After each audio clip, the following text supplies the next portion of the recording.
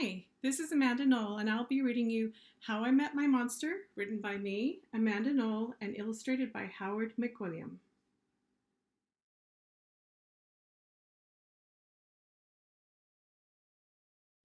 One night when I reached under the bed for my truck, I found this note instead. From the office of Mr. Z, monsters meet here for final test. Z.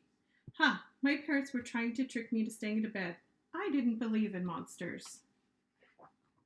So I crumpled the paper, grabbed my truck, and zipped over to my garage. I heard some creaking and rumbling, but I wasn't scared. Our house always made noises at night. But then a voice from under the bed scolded, "Stop that stomach rumbling. The child will hear you." Voices? Stomach rumbling? If this was part of my parents' trick, it was pretty cool. I peered into the inky blackness. 5 pairs of eyes blinked back. "See, now he knows we're here," the voice sighed. "One of you has broken monster rule number 1. Maintain the element of surprise." This is no trick, I thought. There are monsters under my bed.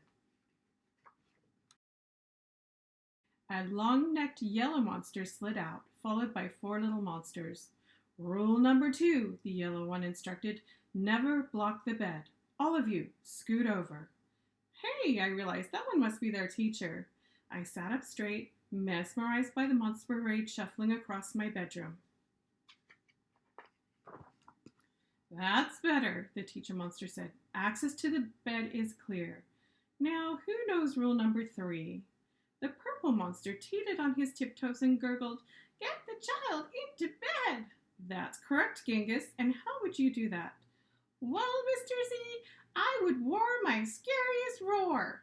"All right, give it a go." Genghis took a deep breath, opened his mouth, and let out a tiny "meow." "Stomach rumbling would have had a better chance of getting me into bed than that funny little noise," I laughed. "The child is right," said Mr. Z, shaking his head. "That was not sufficiently scary, Genghis. I'm sorry, you're not the best monster for this child." There was some creaking as Genghis slunk beneath the bed. Before I could investigate where Genghis had gone, Mr. Z asked, "Now who wants to try to get the child into bed?" The orange monster looked at the ceiling, and the red monster looked at the floor. Only the green monster looked at me. First, he stared at my toes and started drooling. Then he took a step toward me, and I heard that rumbling noise again. I sprang into bed so he couldn't get my feet. Mr. Z blinked. "Very unconventional, Gabe. Your stomach gurgles seem to be what this child needs."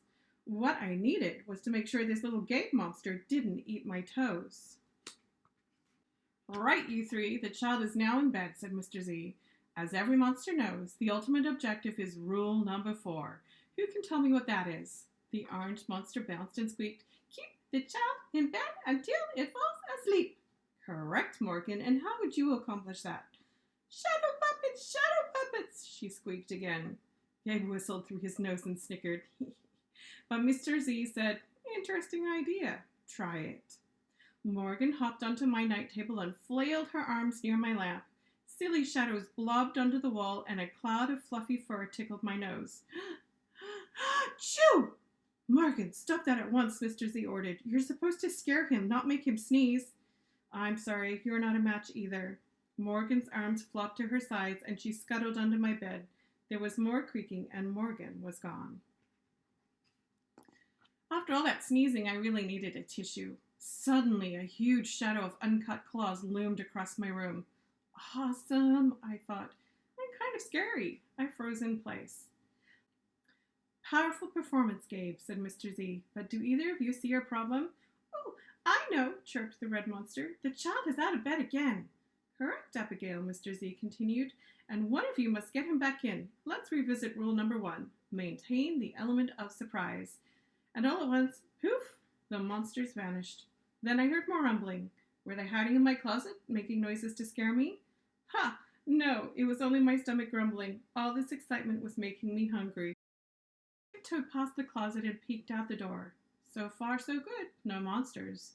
Then I stepped over the squeaky stair and sneaked down to the kitchen. As I reached into the pantry, I heard some chattering behind me. I sure hoped it wasn't that toe-loving Gabe. I yanked open the fridge. It wasn't Gabe. It was just the red monster shivering on the shelf. Found you, I laughed. Nice try, Abigail, said Mr. Z, but this isn't working. You're not the right monster for this child. But Mr. Z, she whined, it's not my fault he's not scared of me. I'm sorry, Abigail. Let's go. Abigail clumped behind Mr. Z. When I heard the creaking, I knew she was gone. I grabbed some crackers and headed upstairs, wondering if Gabe was gone too. I munched all the way down the hall, then went into the bathroom to brush my teeth again. When I opened the door a minute later, Gabe was definitely not gone. He was right there, and he was huge. I charged into my room and slammed the door. When I leaped into bed, I knew my toes were safe. Phew. I was surprised to hear breathing under my bed, ragged breathing and stomach rumbling. Hey, kid, Gabe growled. Good to see ya. I pulled my covers up tight. Now, if you don't mind, I'd like to start the evening with an ominous puddle of drool. I peeked over the edge of my bed. Green ooze spread soundlessly from underneath. Then the bed quivered as Gabe unfurled his spiked tail. Well, this looks quite promising, Mr. Z noted. When I heard some more creaking, I knew Mr. Z was gone. I was alone with Gabe. Gabe loomed over my bed and began sharpening his uncut claws on my bedpost. How did you get so big? I gasped. Rule number 5, my friend, he explained. People food makes monsters grow, so thanks for the crackers. Got any toes I can munch? I scrunched in my feet so Gabe couldn't get them. This was way better than playing with trucks. No toes tonight, but you can have this, I offered, tossing a stuffed monster off the bed. Gabe dove for it. His soft, comforting snorts filled the room as he snuffled the toy. I shivered. Kid, I think this is the beginning of a beautiful friendship. No other monster could scare me like you, I giggled. Gabe was the monster for me. His snorts and ooze were perfect. I yawned, then shivered again. I was asleep in no time.